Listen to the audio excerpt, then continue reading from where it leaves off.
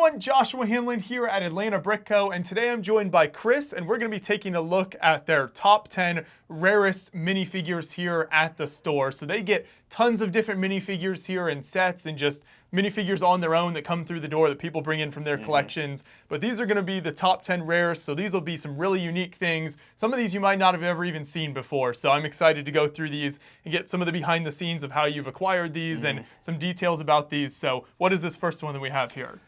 This is Ultra Agents from 2015. It's Professor Brainstein. Okay. And this is not, like, he would probably be in maybe top 50, maybe top 100 expensive figures. He's not super expensive compared to some of the others, but he's just really rare. So he's got a, in his brain here, he's got that's a Technic ball piece. And it's a translucent pink, and it's got a, I don't know, kind of like a brain printed on it. And then that helmet, I mean, look at that helmet. That's a piece that you just don't see very often. Right, it's got like a 4-stud plate on top of the helmet. Yeah, it's just a very bizarre minifigure. He's got the 4 spider legs, and you know, he's one that we never see. So to me, that's kind of a special minifigure and kind of rare. That was Ultra Agents, right? Ultra Agents, okay. Yeah. In fact, we got him in, and he had these little things right here. They look common, but it's because there's another piece that looks like it, like an Ninjago piece. And he had those Ninjago pieces on, so I had to go on Bricklink and order these to make sure he had the right legs. So this is a relatively rare minifigure. Does that happen often where minifigures are brought in and maybe parts have been replaced with other minifigure parts and people don't really realize it? Or they're not in perfect condition and we've got to change it out with one that is in perfect condition. We rarely sell a minifigure that's not collector's quality. The exception might be like if it's something like in the hundreds of dollars, we'll write, if it's not perfect, we'll write used on the price tag so the person knows to look at it and see why we wrote used on the price tag.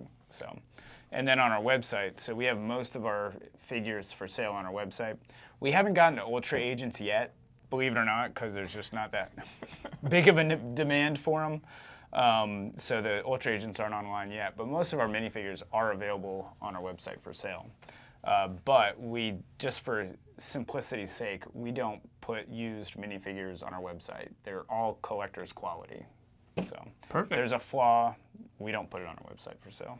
There you go. So you know the quality you're going to be getting then if you buy from the website. And I should also mention right now, we're moving from least rare to most rare. So it's only going to get more impressive and cooler as we go along here. So this next set of minifigures, tell us about these here, and we can maybe even take off some of the cases as you talk about these. Yeah, we kind of lumped all these together. These are sig figs from Lego employees. So I don't think anyone at the Lego stores get these, but these are corporate employees, and it says their name on the front. It's like their business card. So you're probably a lot more familiar with these than I am because how many of these would you say you have? Oh, we probably have like 30 of these or something. That's awesome. That is awesome. These are a really cool thing to collect because they're made by Lego. Like I have, we print minifigures, but they're not made by Lego. Right. They're just made by us. You know what I mean? It's just not quite the same. It's not the same, yeah. So this is Tormod Askildsen. I met him at Brickworld Chicago, and I have his sig fig that he gave me at my house. And it's really cool. You know, it's very unique. It's got his phone number on it, which is a European phone number. I'm assuming Danish, right? Mm-hmm. And then it has his email address on there as well. This one here is what's her name? That's Yoon Mi. Yeah, so she works in Billings. So I think some of the rarity of this comes from where they work. So in the case of Sarah here, she works at the Enfield office in the U.S. So I think obviously she's gone to a lot of conventions here in the U.S. and met a lot of people. So at least from an American perspective, obviously the employees in Enfield are going to be much more accessible than the ones over in Billund.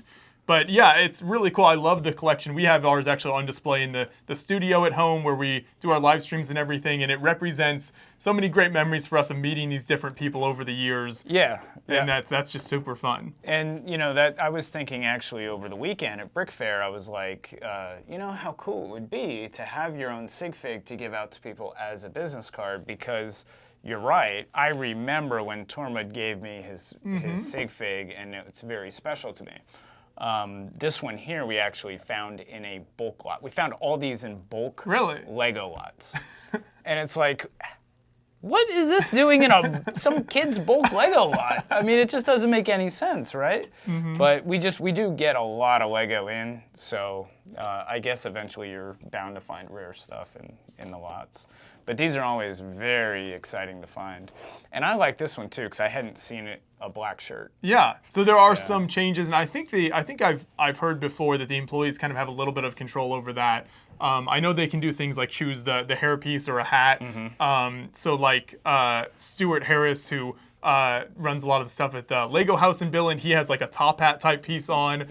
So there's some fun customizations you can do there. And to value these, I use eBay, because Bricklink, you just really can't find much information on the business cards, which, it's Lego's own website now. So, you would imagine they don't want to sell some of these products on their site. Are you even allowed to sell those on Bricklink? Because I thought once Lego bought it, they stopped allowing some of that. Yeah, it makes sense that they wouldn't want anybody selling them. So if you go to eBay, you can actually find pretty much all these for sale. And there's certain employees you find more often than others. So that's why there is a price disparity in them. So those are really neat to me. I like those a lot. And those range from $80 to $150. So I would imagine that if you get some of the more rare ones, they could be up into the $1,000 ballpark. In fact, one of our employees has one of the family members and the Christensen family members, and he said that's worth like $1,000, $2,000, and he's never getting rid of it. So that's really cool. These here are number, I guess, what have we got? Number 10, 9, 8. Number 8 on the list, these are Lego store, like grand opening exclusive minifigures. This one here is the Alpharetta store. Surprise, surprise, because we're in Georgia. It's Alpharetta, Georgia. The store opened in 2012, so you get these, they're very basic minifigures. These are common city figures. Normally they'd be worth like $2 each maybe. But since they have 2012, the Lego store, Alpharetta, Georgia, printed on the back, it makes them, he's worth less now, but it makes them $60 each. There you go. It's amazing what a little printing can do to a minifigure. Yeah. And what's really interesting about these is that every store is different. It's hard to kind of value these, because to me, the Alpharetta store would be worth more money because I live in Georgia. But if it opened more recently, it may be more easy to find the minifigure, and the minifigure might be less value because of that. So it really depends on the store. And then the value of any of these really rare figures is just basically what somebody's willing to pay for it. So again, these are, eBay is the place to go to get a value on these. You look at what they sold for, not what they're for sale for. Yeah, and I would imagine someone who maybe goes to that store a lot would see those and be like, oh, that's really cool because that's the store I go to, and would be willing to pay more. Yeah, or if you work there. It'd be very nostalgic. And when you got these originally, they came in a blister pack like this, but there were 3 of them. So, and we find these in bulk Lego as well. Kids get them, parents get them, they give them to their kids, and they just end up in bulk Lego. And as soon as you see that printed on the back, it's like, oh yeah! Right, that'd be easy to miss. You think it's just some city minifigure. Oh yeah, plain old city minifigure, but it actually has something printed on the back. Here's another example of that. This one here is Greenville, South Carolina. And maybe somebody could comment and correct me on this, because it doesn't look like a grand opening minifigure, but it could be, because most of the grand opening stores have, they have 3-packs with 3 minifigures like that, whereas this is just 1 minifigure. and he also has a unique design. Yeah, so yeah, you can show that to the camera and make sure if you have any thoughts in the comments, I'm sure somebody watching this video will recognize that. Yeah, so maybe, yeah, it's 2018, it's not that old. Yeah. So maybe this is what they've gone to. They used to do 3-packs and they've gone to 1-pack. Maybe that's the case. But they gave you some girl hair, so you could put it on girl or a guy. And what's really cool about that torso is it's got the primary colors of Lego on there, all the original colors, which is kind of like a flag for them, very symbolic. A lot of the old sets have those stripes on there. So that one there is $100. Yeah, there we go. Very cool. So $100. These do change in price a lot. They go up and down.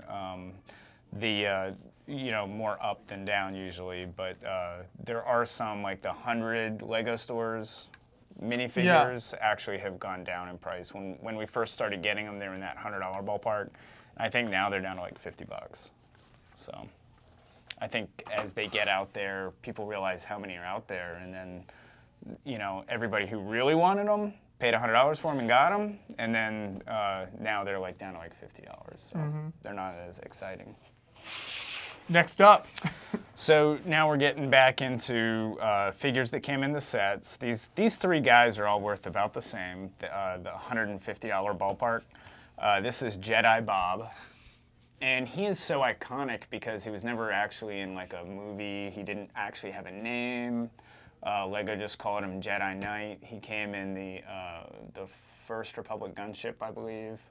And he just is so goofy looking. He really is. It doesn't look like something that should even come from a set. No. The brown hood is rare. It's not exclusive to him, but it is rare. It's hard to find these brown hoods. Most of them are reddish brown. The face is rare, but it's not exclusive to him. It also came on a city figure. And it's a very common facial expression, but what makes this rare is that he doesn't have pupils. Oh, that is true. It's just like dark holes of nothingness. So a lot of people, I've seen a lot of Jedi Bobs for sale from other people, and he's got those white pupils, and I'm like, yeah, you messed up. You didn't build him right, So he's got to have those, just the circle black eyes, no pupils.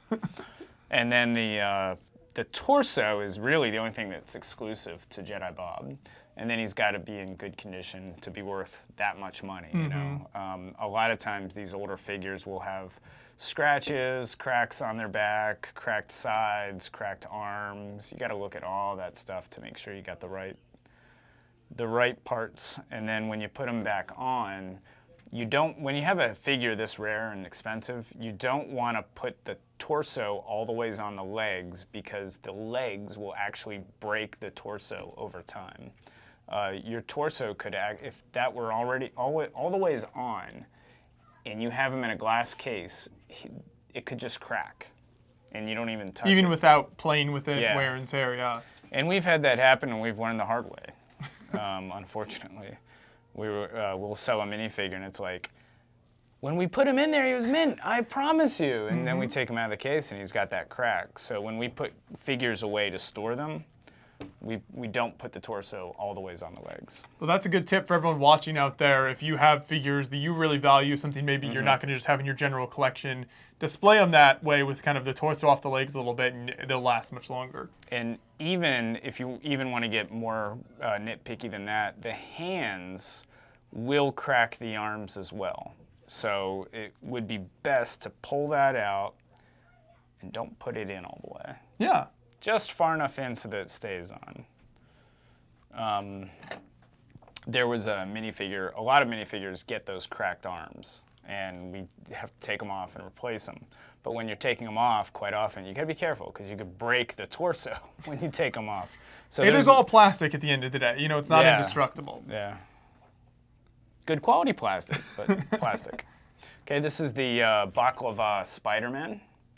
So this is when, before he actually got a suit, this is when he wrestled. And he was always worth $60 from the time he got discontinued up to actually it was like $20 when he got discontinued. But $60 for like maybe a 10-year period. And then all of a sudden, because of the Spider-Man movie that just came out, he's like up to $150. So that the Because this came out when the Tobey Maguire movies came out, right? So Yeah. that's been quite a few years ago now. Yeah, and the really rare part about him is the head and the torso. Yeah, the torso's cool. I like Yeah. that. Yeah, it's an Yeah, impressive that's really print. neat. And this is one of the more popular Spider-Man minifigures. This is Max from the Lego Club. Oh yeah. And I'm assuming he was given out exclusively to people in the Lego Club, but I don't know the 100% story behind him, but he's worth about $100 or more. And that makes him, He's got, I think, Pretty rare. a tiny M print there on the jacket. Yeah. yeah, he's got that green jacket with that M on it, and then his face, I'm pretty sure that is exclusive to Max. So that's not your typical figure. Most people would find him in bulk Lego and just say, common city figure, here kid, go chew on it, you know. But he's actually pretty expensive. Not a lot of demand for him. He's one that we might sit on for a couple years and eventually sell for $100, whereas Spider-Man is $150 and we'll probably sell him tomorrow. Especially now, right? Yeah. Yeah. In fact, he's probably on our website for sale. There you go. Perfect. I actually just got this one this past weekend. This is a Lego Store employee minifigure. And these were only given out to Lego Store employees, so they were super rare. He's got that yellow apron on his legs printed and on his torso. And if I take this hair off, this is the more common figure with this hair. This is about $150. If I take this hair off and switch it with another hair set, I can make a $400 figure. Wow. And it's common hair. It's just the way things work. It's the way Bricklink works. The economics of Lego doesn't always make sense. It does not always make sense, but this one came with this hair, so I'm going to keep it on there. There you go. So you can show the apron to the camera because that's an interesting print there. Yeah, if people haven't seen that. So it looks like a Lego Store employee. Yeah, yeah.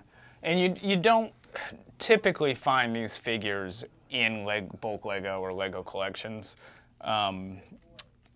But we just go through so much bulk Lego that we do sometimes find them in there. We actually paid a lot of money for him. And then this guy is the buildable version of this. So this came out maybe 10 years ago, whereas this just came out this past year. And it was one of those really cool gift with purchases, but it was only at the Fifth Avenue. Yeah, like the case there says Fifth Avenue 2021. Yeah, so only at the Fifth Avenue store. And I just kind of pulled that out because it kind of goes with that. It's that same design on that. It's like a sculpted brick-built version of the minifigure. Yeah, yeah. And I actually think if you look at that head, it's pretty ugly. It really is. It's just the bricks, so there isn't a Yeah. lot to take in there. But this goes for in the $150, $200 ballpark. And we have that on our website for sale.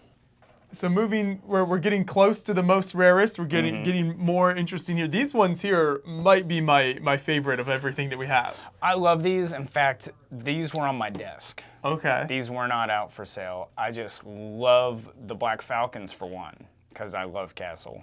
But two, I found this figure in a bulk Lego lot. I was sitting in front of the TV maybe 6 months ago, just sorting through Lego, and I was building our Black Falcons figures. This was one of them. And this is the normal one.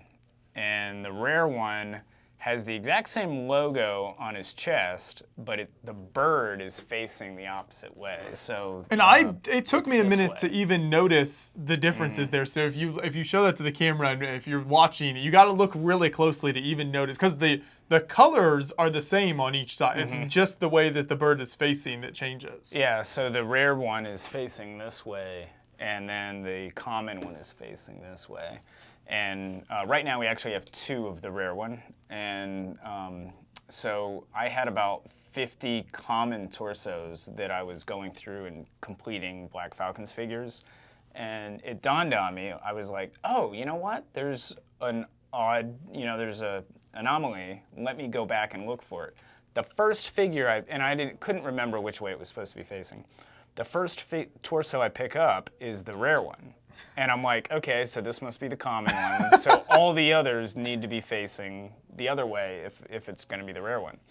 And you know, I'm like, and then I pick up the next one and it's the right one, and I'm like, ooh, that must be the rare one. Set it aside, another rare one, another rare one, another rare one, and it's like, oh, okay, Maybe right. something's a little off. So I had it wrong, but anyhow, I love this figure. It's really cool. Now, have you seen a resurgence in interest in these because you've had these minifigures kind of coming back out with the recent castle, like the blacksmith shop, right? For sure, yeah. They've put that that shield design in quite a few different sets. I think it was on a Harry Potter, the Durmström ship. Okay. The Black Falcon's shield. It was also in the blacksmith shop, and then they put it in the Creator Castle that just came out. So the old Black Falcons are now like $15 or $20 for these guys, and just a couple years ago they were $8. Really? So these have doubled in price. This guy here is probably, I would appraise him in the $300 ballpark right now. But if you go out there and look for him on the internet, you cannot find him for sale. So in that case, you could almost ask anything you wanted for him. Mm-hmm. Whatever someone's willing to pay. Whatever somebody's willing to pay, and if you really wanted him, you would go out there on the internet, and you probably couldn't find him right now. In fact, Bricklink does not even list that as an option. That's how you know something's rare. Yeah. Oh yeah. Well, so apparently this came in a couple of sets, and they realized it was the wrong face. It was different than all the others, so they started putting the right ones back in. So it was a mistake Lego made, and it's probably they just don't want to admit it. So there you go. Now, if you've been watching along so far, you've probably been wondering, there's got to be more Star Wars somewhere along the way, right? Because, I mean, there's been so many Star Wars things made. Of course, they're going to make these types of lists. So far, we only had Jedi Bob, but now we're getting to some of the much rarer stuff here. So tell us about this guy here. Yeah, so this is Chrome Darth Vader, and he came in a little poly bag. Do you remember that when he came in that poly bag? Mm-hmm. I want to say it was probably 2010-ish, and I love finding his parts. I mean, he really, it's a very subtle chrome. It is, yeah. Because it's black chrome. Kind of see the way the light hits it a little bit, though, is different. Mm-hmm. So, you know, it's really well lit in here because we're in a studio, but if you're in a normal situation, a lot of people will find him, and he just goes in with the Darth Vader parts. And so I've actually found this in bulk a lot. The problem is the chrome gets scratched up really, really, really easily. So to find him in good condition. So if he's in a tote of a bunch of bricks or whatever, he's probably not going to come out looking real good. Yep. So condition has everything to do with this one. And he is up there over $400 now. And not long ago, he was $100, $150. Wow. You know, 2 or 3 years ago. So. Was the print also unique on that, do you know? Or is that the standard? I know think that's the standard Vader print. Okay. Yeah. But what's cool about that is everything's chrome. The hands are chrome, the legs are chrome, everything's chrome about them. But what's neat about this, what Lego did, is if you look there behind the arms, you can see when they chromed them, the arms were back there. Oh, yeah. Because they did not chrome behind the arms. And it's the same way with the really expensive chrome gold C-3PO.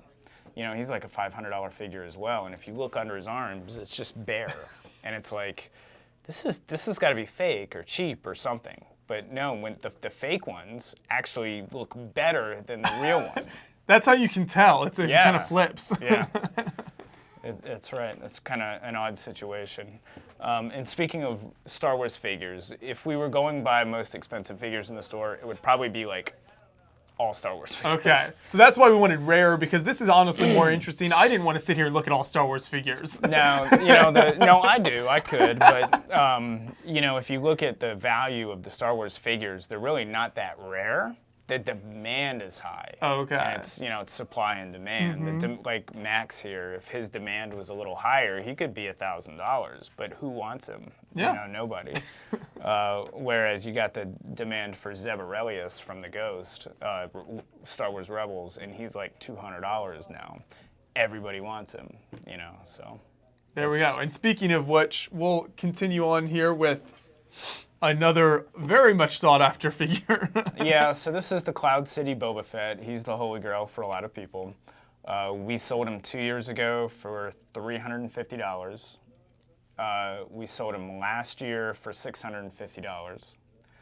And now he is $2,000. Wow. And one of the reasons he's $2,000 is because somebody paid $2,000 for him. Like we were talking about earlier, the economics of things, It is. it's interesting. The price is what somebody's willing to pay Yeah. for it. I think they actually paid more than that. So the sales history on him puts him up over $2,000. That's insane. Yeah, but you could probably, if you really wanted one, you could find one for cheaper than $2,000. I mean, I'm sure there's a lot of people out there willing to part with their Cloud City Boba Fett for $2,000. But I think what we're seeing is it's gonna get up. He could be a $3,500 figure next year. Wow. And I wouldn't be surprised at all. The other thing is he gets damaged very easily. I've seen his arms crack a lot, and arms crack easy, especially sitting in cases. So those hands have to be pulled out. And he's one figure you do not want his arms to crack because they're printed arms, and that's what makes him one of the things that makes him so expensive. I had to perform surgery on a Cloud City Boba Fett one time. We had his torso had a bite mark in it. Not this one, but another one we had a few years ago. And I had some perfect arms, and I needed a perfect torso. So I had to take the arms off and put new arms on. And I mean, if I made a mistake, that's an expensive mistake, Chris. It's an expensive mistake. So I was like, you know what? I'm not gonna get nervous. I'm not gonna stress. I'm just gonna do the thing, right? So I was just sitting out there, and there's a trick to pulling arms off. And I just pulled his arms off, put the new ones on, perfect. No problem. I was very happy with myself. One of the tricks is take the hands off before you take the arms off, because when you apply pressure to the hand will quite often crack the arm. Okay. So take the hand off and then pull the arm off, and rotate it as you're pulling it off, kind of like you would any ball joint. That's one of the tricks. There you go. That's a good pro tip there. But that's an insane amount for that figure. Do you ever get the set itself coming into the store? We very do, often? yeah. Believe it or not, we've had it twice this year. We had Okay. it once sealed and once certified pre-owned with its original box. This figure here, I can't remember where we got him from, but I think we got the customer that we sold the sealed set to actually traded him in. The customer opened the sealed set and built it, and then traded the figure back in. Wow. So I don't like opening a $2,000 set. You know, it's just it drops the value quite a bit. So that was number 2 then, and number 1 is a variety of figures here. We'll bring all these in for you to take a look at. Quite a lot of incredible and rare figures here. These are Comic Con exclusive figures, and we just kind of lumped them all together because they all come from the same similar source. Most of them come from San Diego Comic Con, but a couple of them did come from New York Comic Con, and then you had your fandom, Supergirl here. The prices on these figures, just when you think they can't go up in price anymore, they go up in price more.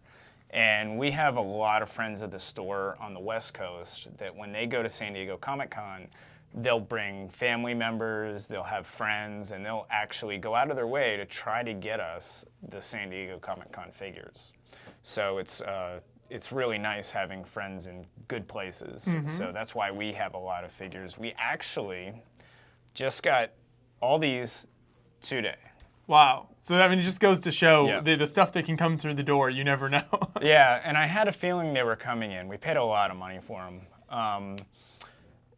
But I was hoping they would come right before you guys got here, and they did. Perfect timing. Yeah. The sad part is they don't all have their packaging. And the way these guys are made, the packaging is a huge part of their value. So for instance, this is the Green Lantern, and I can't remember off the top of my head because I haven't priced these guys yet for sale, but I think he was, I'm just going to make this up. Let's say he was a $500 minifigure. I'm guessing he's going to be in the $300 ballpark because he's missing $200 worth of packaging. Right. It's amazing what this plastic and the little paper base can do. I know. And you know, I talked to the guy today that actually got these. He's a 100% legitimate source. I know him. He was there, and he threw it away. Yeah. He never thought he would be selling them. Mm-hmm. And he also never thought they would be that valuable. So with these here, I cannot remember all the dates, but some of them date as far back as 2013 maybe, or even earlier, possibly 2011. I think the print on the skateboard here was 2012 for this one. This is New York Comic Con, which, yeah, I don't know if we can show that, John. That print is super cool on the skateboard. And which figure did that come with? That came with Leonardo, of course, because he rides skateboards. All Teenage Mutant Ninja Turtles do. This is a sticker. And it is a sticker, okay. He actually came on a like a round circle.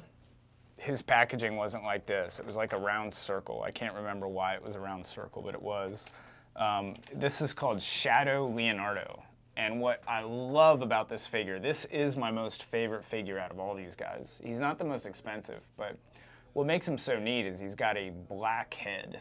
And you know, you get black legs, black torsos, but this is the only Ninja Turtle to ever have a black head. So that would be a really hard part to fake, you know, to counterfeit, because that's an actual black Lego turtle head.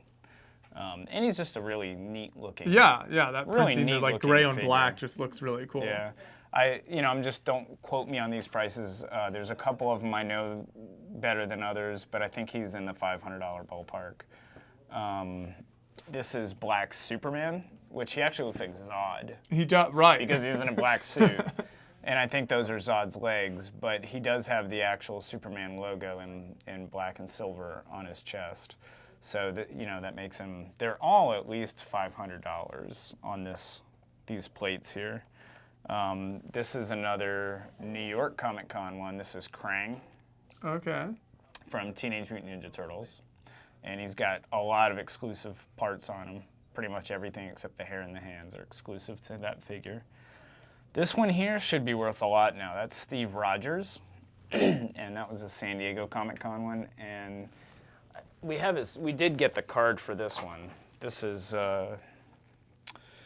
which San Diego Comic Con was this? 2016. That old, like, they're using the old medieval castle type shield. Yeah, that's what makes this so neat. You know, everything about him is exclusive except his hands. And when we got these, you know, the legs were stuck to the torso, fully on, and I'm like, hey, whoa, you know, let me check all these. So I paid a lot of money for these, and we had agreed upon, you know, a ballpark price. And unfortunately, there was only one figure that was not in mint condition. They weren't played with or anything. However, the most expensive minifigure is the Andrew Garfield Spider-Man. It must have come out the year that the Andrew Garfield Spider-Man movie came out. He is very hard to price right now because you cannot buy him. You can't buy him on eBay. You can't buy him on Bricklink. I mean, maybe you can buy him on eBay tomorrow. You know how that is, but... As of today, you cannot buy him. Wow. And he hasn't really sold except for a couple of times. He has a factory nick on the bottom of his torso there. Do you see that? Yeah. And it just, you know, it just really affects his price a lot. So he could be in the $10,000 ballpark. Without his card and with that nick, I'm going to knock him down to, I don't know, just, again, ballpark, $5 grand. That's $5,000 nick. Somebody at the factory did. It's awful. That's insane, right? Yeah. Somebody wasn't paying attention to quality control. And it really isn't bad. It's very minor. I mean, when you first look at it, you almost have to catch it in the right light to like get a very good look at it. Yeah, but all the other figures are just perfectly mint because they have not been played with. We've got Bizarro, which they made a micro. In the micro minis or something, the micro fighters for the superheroes. Mighty minis, I don't know, I can't remember. but they're in the little boxes. The $10 sets, they made one with short legs, but this Bizarro is so much better. And that is really cool. It says Bizarro #1 Yeah. on his shirt. And then this is the Toy Fair Captain America, and this predates everything Marvel. This was when they first started, I think it was 2008 when they first started. They wanted to get it out there that they were going to come out with Marvel minifigures. They did a Captain America and they did an Iron Man. And he's so basic, but that is an exclusive face, an exclusive torso, and an exclusive shield. And that shield is so calm, it's just flat. Right, it's like a street sign type of piece. It is, yeah. They used it in the street sign, and they used it in the fantasy era. Dwarves had it, and the skeletons had it. But it's his Captain America shield logo on that shield.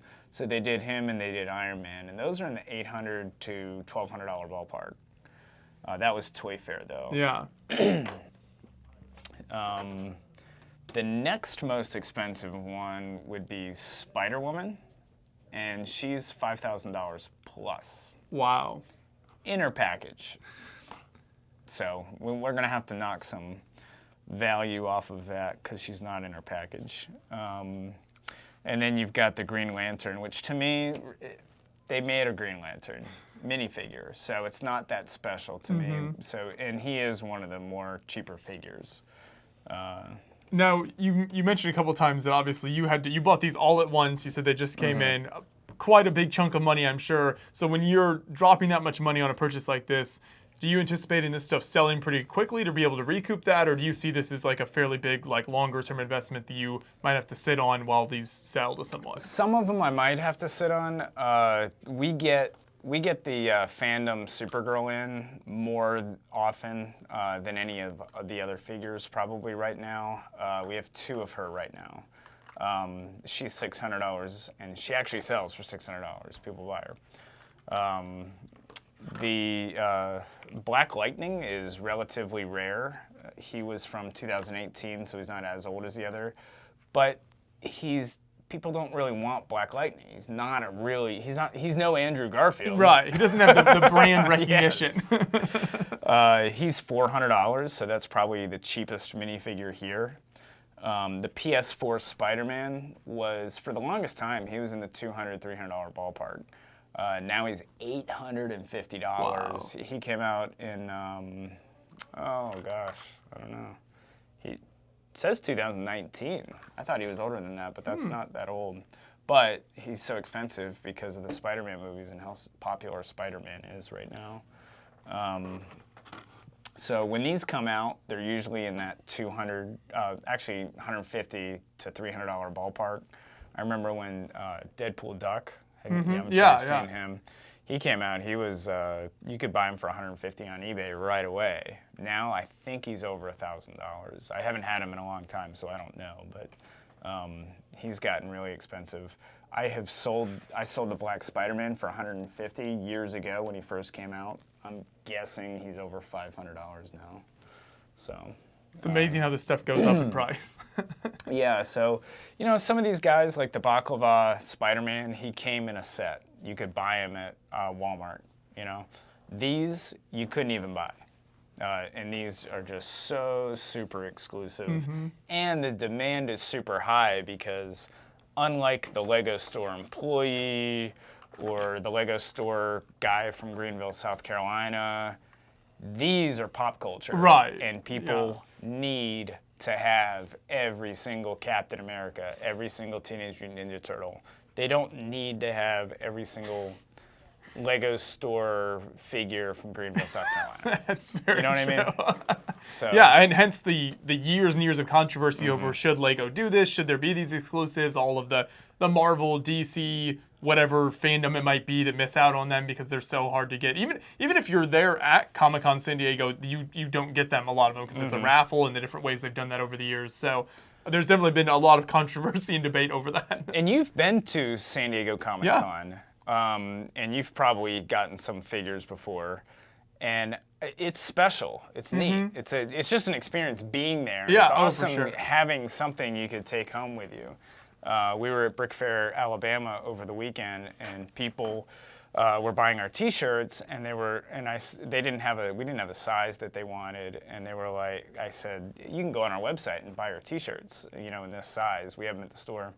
And they said, oh no, we want something we can take home with us. Yeah. And I was like, yeah. Because then it's something they got from that location. That's what these are to a lot of people. So this New York Comic Con Shadow Leonardo was 2012.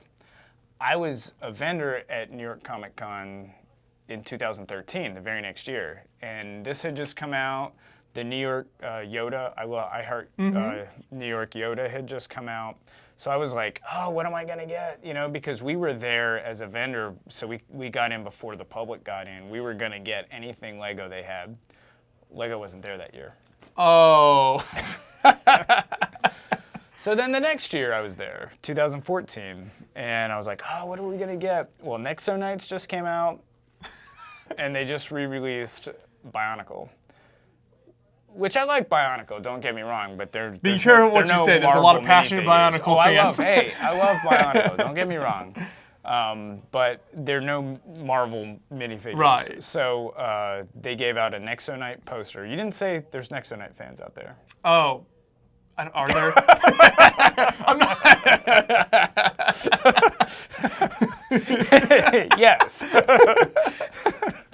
And then I think Mark Erickson really likes Nexo. He does. Yeah, no, I've had conversations with him. I know. He's in the minority. Yeah. And then for Bionicle, they did give out a mask, but it just wasn't that special. It wasn't chrome. It wasn't, gold made out of pure solid gold. It was just kind of a relatively common Bionicle mask, which we got a dozen of, and it was, and then I think Chima was out at the time too, probably, but we got nothing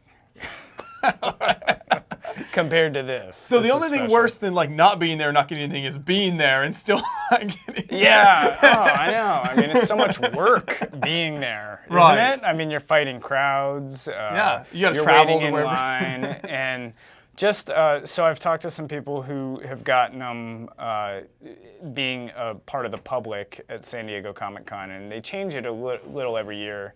But he was telling me that he had to wait in line for a couple hours, and he got up to an iPad, and he pushed a button on the iPad or something, and it said, yes, you get something, no, you don't get anything. And it's totally random. And so if it's no, you just walk on after you've waited in line for a couple hours. If it's yes, you you then choose the next button, and it tells you which one you get, because there's multiple figures, and sometimes it's not a very good figure, sometimes it's a great Some figure. are much more sought after. So you don't actually get to choose what you get. I'm sure that's changed up a lot over the years, but that's how it was the year he was there getting them. So it is very hard to get. That's how I think they've done it in recent. Well, obviously it hasn't happened for a couple of years now, but I think that's the last time it happened. I think that was kind of the method. You had to stand in line, which obviously was frustrating to people. You've got to. There's so much to do at Comic-Con to stand in line just to hit the button on an iPad. Yeah, it's pretty crazy. Yeah. But yeah, this is incredible. So I guess seeing all of these incredibly rare minifigures kind of begs the question, Lego has done so much of minifigures. Is there anything that has not come through the door yet? Is there anything that exists that you're hoping one day somebody brings in? Well, believe it or not, yeah, there's tons of stuff, but Chief from the Rock Raiders series, he's got a turquoise arm and a turquoise hand that are pretty exclusive to him. And he's worth a little over $100, so nothing compared to these guys. But I like Rock Raiders, and it's a vintage figure, and he's just super rare. He came in a little poly bag or something. I really want him. And somebody brought him in not long ago, but I wasn't here. So I gave them my employee a price over the phone, and it was a lot of money. I wanted that figure. And they didn't sell it to us. And people never not sell us things. We offer fair prices. So maybe, 1 out of 100 people say no. And this one person said no. So they left, and I wasn't here. But I gave him my best offer at the beginning. It's not like I would have paid him more money. I might have been able to convince him to leave it because I really wanted it. But So then they saw how passionate of a Chief fan you oh are. yeah. But I was out of state, and I said, and I was like, hey, did we get that figure? You know, where is it? You know, they brought him in. Where is it? I can't find it. When I got back, they were like, oh no, they didn't trade it in. I was like. Like, I got to teach you how to close the deal here, okay? Team meaty. Yeah, exactly. So yeah, I would say Chief is towards the top of my list. It was the Nesquik bunny. I had never had him before. You know how cool he is. Yeah. And somebody watched a YouTube video. They heard me say that. A good friend of mine in Indianapolis, and he brought it to me in Indianapolis. There you go. Thank you for doing that. Yep. You know who you are. Yes, shout out. But yes, so if you ever, maybe you have some old Rock Raiders sets or minifigures, go through those. Maybe you've got the Chief one in there and make a deal with Atlanta Brick Co. Chances are you don't, because he didn't even come in the biggest set. Okay. He only came in like a rare poly bag or something. But if you do, we'd love to get him. Perfect. Well, thank you so much, Chris. This is so interesting to see these rare figures in person. It's part of the appeal of coming to Atlanta Brick Co. is seeing all this stuff in person. Maybe you can't afford $2,000 for Cloud City Boba Fett, but just seeing one is something that most people want to experience. Yeah. So that's super neat. Thank you so much for all this. Yeah, no problem. Thanks for coming.